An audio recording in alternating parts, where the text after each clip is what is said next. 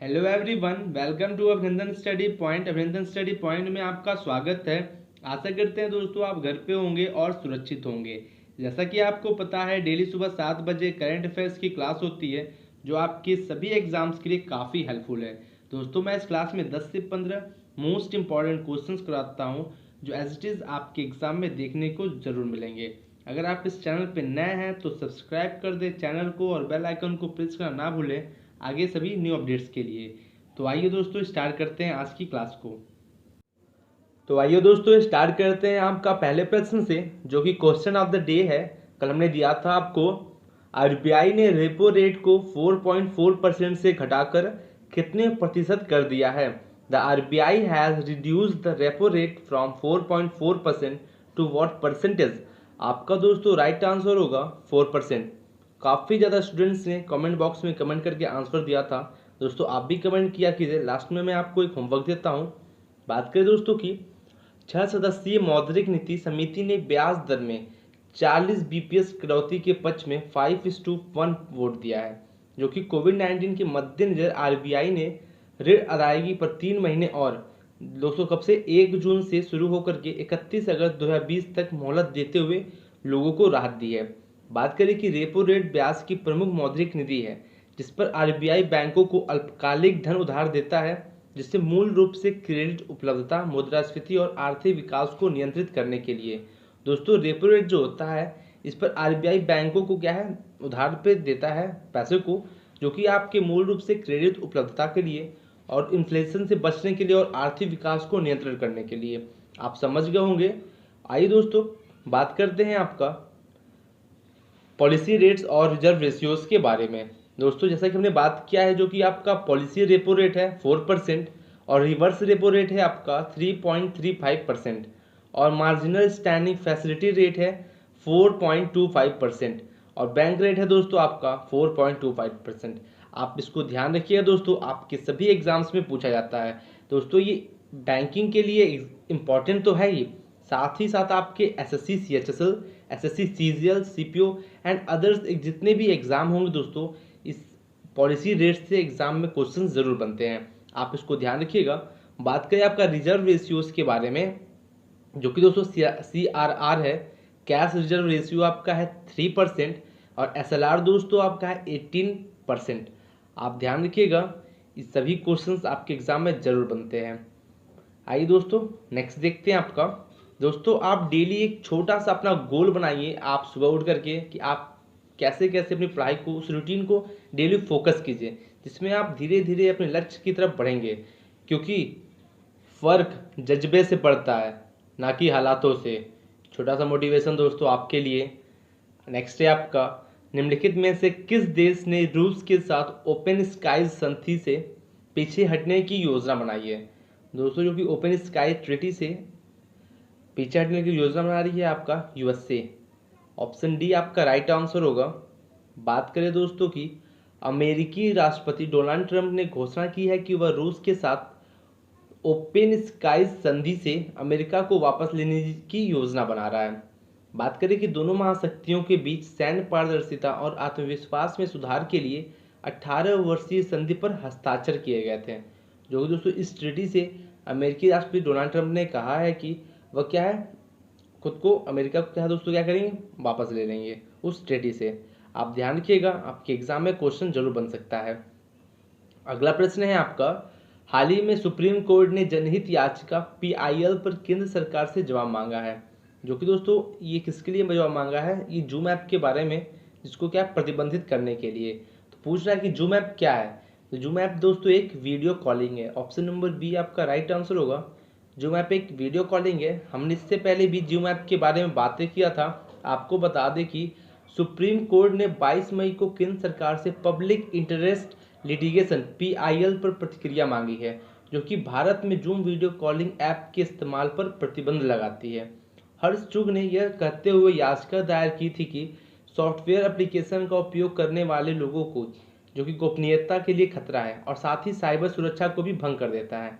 दोस्तों मैंने इससे आपसे कुछ दिनों पहले के सेशन में आपसे बताया भी था कि जूम ऐप अगर आप यूज़ करते हो तो आप इसको अनइंस्टॉल कर लीजिए। ये आपके साइबर सुरक्षा को भी भंग करता है और आपकी गोपनीयता को भी, प्राइवेसी को भी क्या है, खतरा है।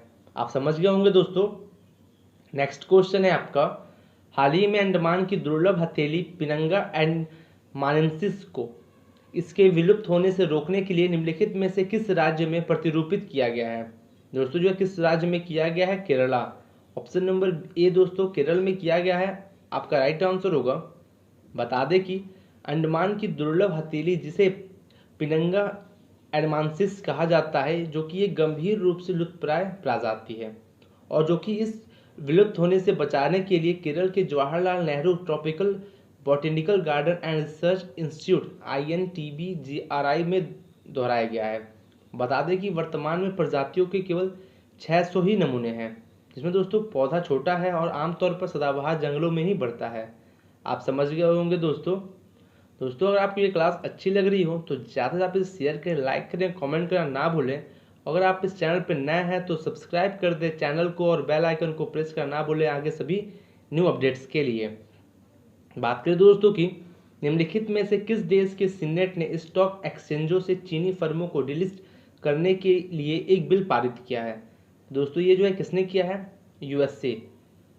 ऑप्शन नंबर सी आपका राइट आंसर होगा।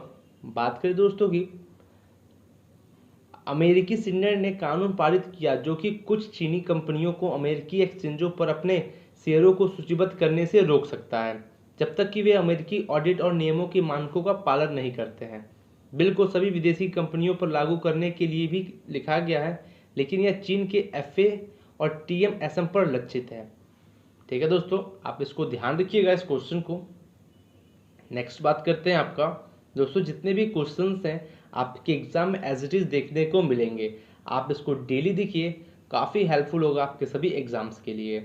निम्नलिखित में से किस देश के स्वास्थ्य मंत्री ने गुटनिरपेक्ष आंदोलन NAM स्वास्थ्य मंत्रियों की बैठक की अध्यक्षता की है। दोस्तों जो है किस देश के स्वास्थ्य मंत्री ने किया है, Azerbaijan.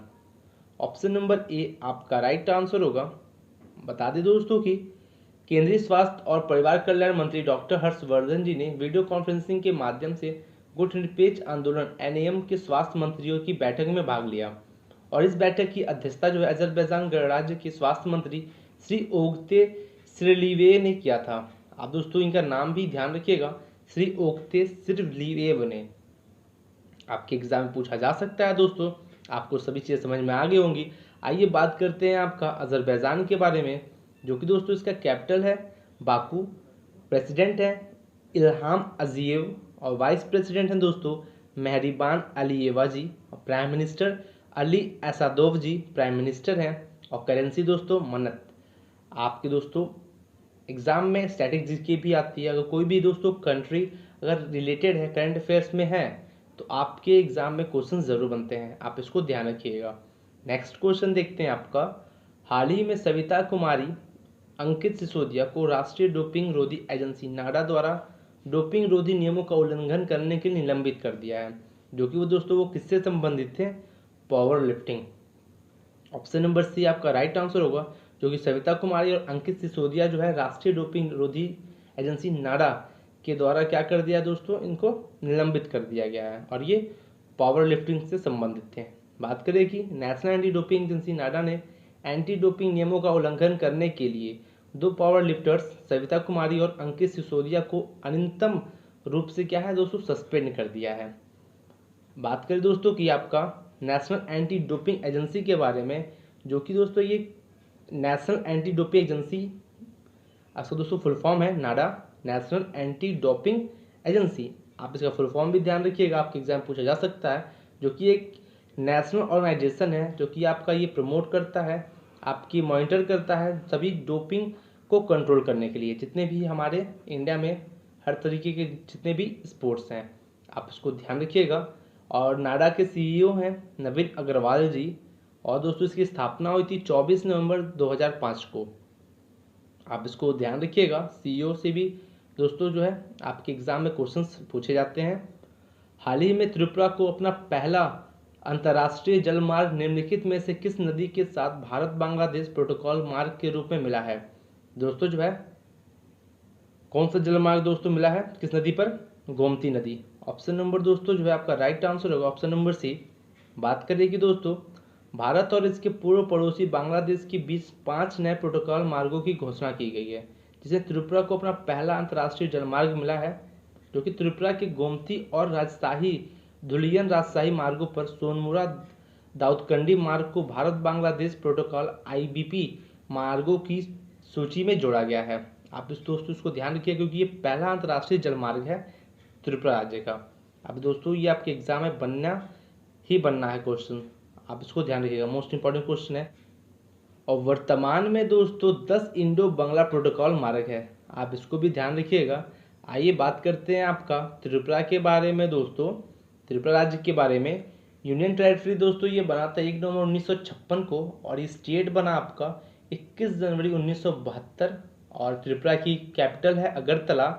Number of district 8। Governor हैं दोस्तों Ramesh Bais ji. Chief minister Biplab Kumar Deb. Members of the legislative assembly 60 है, और लोकसभा सीट 2 और राज्यसभा सीट 1 है। अगर आप स्टेट एग्जाम्स भी देंगे तो आपके एग्ज़ाम पूछा जा सकता है, आप इसको कवर करते हुए चलिए। अगर आपको इसकी पीडीएफ चाहिए तो आपको इसी वीडियो के डिस्क्रिप्शन में टेलीग्राम ग्रुप की लिंक मिल जाएगी, आप ज्वाइन हो जाइए दोस्तों, आपको सभी पीडीएफ वहाँ पे प्रोवाइड कर दी जाती है। नेक्स्ट है आपका निम्नलिखित में से किस देश ने कोविड-19 के कारण अगले 3 दिनों में अपना झंडा आधे कर्मचारियों पर क्या दोस्तों फहराने का आदेश दिया है। तो आधे ही दोस्तों क्या है, अपने फ्लैग को फहराने की आदेश दिया है। किसने दिया है? यूएसए ने, यूनाइटेड स्टेट्स ऑफ अमेरिका ने। दोस्तों आप इसको ध्यान रखिएगा, आपके लिए काफ़ी इंपॉर्टेंट क्वेश्चन बन जाता है ये। अमेरिकी राष्ट्रपति डोनाल्ड ट्रंप ने आदेश दिया है कि अगले 3 दिनों में कोविड-19 से मरने वालों की संख्या 95,000 से अधिक होने के कारण अमेरिकी ध्वज आधे पर फहराया जाएगा, जो कि दोस्तों कोरोना वायरस से हारने वाले अमेरिकियों की याद में अगले 3 दिनों में सभी संघीय भवनों और राष्ट्रीय स्मारकों में आधे कर्मचारियों को झंडे गाड़ दिए जाएंगे। ठीक दोस्तों, आधे ही झंडे फहराए जाएंगे।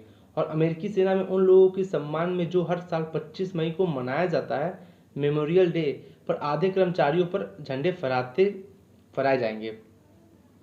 आप समझ गए होंगे दोस्तों, जो कि 95,000 3 दिनों में मरने वालों की संख्या हुई है, इसलिए अमेरिकी राष्ट्रपति डोनाल्ड ट्रंप ने आदेश दिया है कि जो कि अमेरिकी ध्वज है आधे पर ही फहराया जाएगा। आपको बस इतना ध्यान रखना है। बात करते हैं आपका जो कि फ्लैग का जो दोस्तों प्रोपोर्शन है, रेशियो है उसका 10:19 है। आप इसको ध्यान रखिएगा, आपको कमेंट बॉक्स में कमेंट करना है कि ठीक है इंडिया के फ्लैग के बारे में कि उसका प्रोपोर्शन कितना है। और दोस्तों इसको अडॉप्ट किया गया था 3 दिसंबर 1775 को अडॉप्ट किया गया था 3 दिसंबर 1775 को। और दोस्तों जो स्ट्रिप्स है इसकी, ये यूएस फ्लैग में ये रिप्रेजेंट करता है ओरिजिनल 13 कॉलोनीज़ को रिप्रेजेंट करता है। जो स्ट्रिप्स दिया हुआ दोस्तों रेड, ठीक है। और जो स्टार्स दोस्तों ये रिप्रेजेंट करता है 50 स्टेट्स, जो यूनियन स्टेट है दोस्तों उसको रिप्रेजेंट करता है स्टार्स। आपको समझ में आ गया होगा। तो दोस्तों नेक्स्ट क्वेश्चन की बात करते हैं। तब आपका सरकार ने जीएफआर में संशोधन को अधिसूचित किया है, वह कितने करोड़ रुपए में कम मूल्य की वस्तुओं और सेवाओं को घरेलू फर्मों में खरीदा जाना सुनिश्चित करेगा। दोस्तों जो है कितने करोड़ रुपए में? 200 करोड़। ऑप्शन नंबर डी आपका राइट आंसर होगा। आपको बता दें कि सरकार ने सामान्य वित्तीय नियमों जीएफआर में संशोधन को अधिसूचित किया है, जिसमें यह सुनिश्चित करेगा कि 200 करोड़ रुपए से कम की मूल्य वस्तुओं और सेवाओं को घरेलू फर्मों में खरीदा जाएगा। एमएसएमई के लिए यह एक आर्थिक सहायता पैकेज की घोषणा पहले ही की जा चुकी है, जिसमें 200 करोड़ रुपए तक की सरकारी खरीद के लिए वैश्विक निविदा को अस्वीकार करना भी शामिल है। आप दोस्तों इसको ध्यान रखिएगा। आपको सभी चीज़ें समझ में आ गई होंगी दोस्तों। तो दोस्तों ये है आपका क्वेश्चन ऑफ द डे। आपको इसका आंसर कमेंट बॉक्स में कमेंट करके ज़रूर देना है। आपको दोस्तों बता दें कि ये क्लास आपके सभी एग्जाम्स के लिए बहुत महत्वपूर्ण है। आप इसको डेली देखिए और डेली शेयर जरूर कीजिए। क्वेश्चन है आपका, हाल ही में भारत दुनिया में व्यक्तिगत सुरक्षा उपकरण का कौन सा सबसे बड़ा उत्पादक बन गया है? तो ये है दोस्तों आपका क्वेश्चन ऑफ द डे। आप इसका आंसर कमेंट बॉक्स में कमेंट करके ज़रूर दें। आशा करते हैं आपको ये क्लास बहुत अच्छी लगी होगी। तो दोस्तों अगर आप इस चैनल पर नए हैं तो सब्सक्राइब करें चैनल को और बेल आइकन को प्रेस करना ना भूलें आगे सभी न्यू अपडेट्स के लिए। तो मिलते हैं आपसे कल और अच्छी क्लासेस के साथ और अच्छी क्वेश्चंस के साथ। Thank you and good day.